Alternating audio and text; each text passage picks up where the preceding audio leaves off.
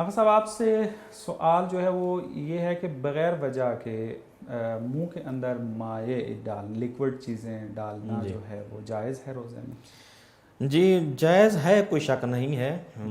مجھے ایک واقعہ یاد رہا ہے، ہمارے علاقے میں پیش آیا ہے کہ سخت گرمی تھی تو ایک بوڑھے انسان، وہ روزہ تو رکھتا تھا، اتنا بوڑھا نہیں تھا کہ روزہ اس پر واجب نہ ہوتا،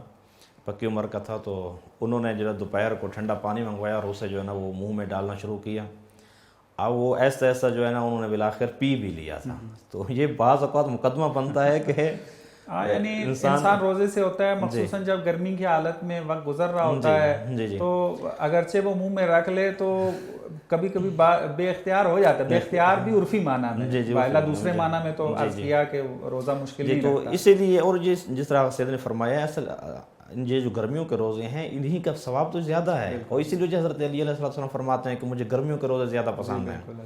اگرچہ سخت ہے لیکن تحمل کرنا چاہیے، اور اگر بغیر کسی وجہ کے منہ کے اندر کوئی لیکوڈ چیز ڈالتا ہے تو یہ مکروہ ہے، نہیں ڈالنا چاہیے، بچنا چاہیے۔ بس مکروہ ہم یہ کہہ سکتے ہیں کہ یہ جو مکروہات ہیں یہ حرام میں مبتلا ہونے کا، یعنی آپ یعنی روکنے کا ایک سبب ہے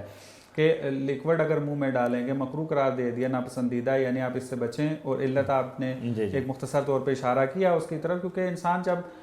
بہت منہ خشک ہو چکا ہوتا ہے، گلا خشک ہو چکا ہوتا ہے، جیسے ہی لیکوڈ منہ میں جاتی ہے تو انسان جو ہے نا اس کی بدن جو ہے وہ خود بخود کھینچنا شروع ہو جاتا ہے، تو خطرہ زیادہ ہوتا ہے کہ وہ حلق تک چلا جائے۔ اسی سے مربوط ہے کہ ہم روزے کے جب وضو کرتے ہیں، وضو کرنے کے لیے ہمارے لیے مستحب ہے کہ منہ میں پانی ڈالیں، تو وہ استحباب اپنی جگہ پر باقی ہے، اس کے لیے مشکل نہیں ہے۔ وہ تو ہماری بحث ہو گئی تھی، بغیر کسی وجہ کے کہ وضو میں چونکہ وہ استحباب ثواب میں اضافے کا سبب ہے،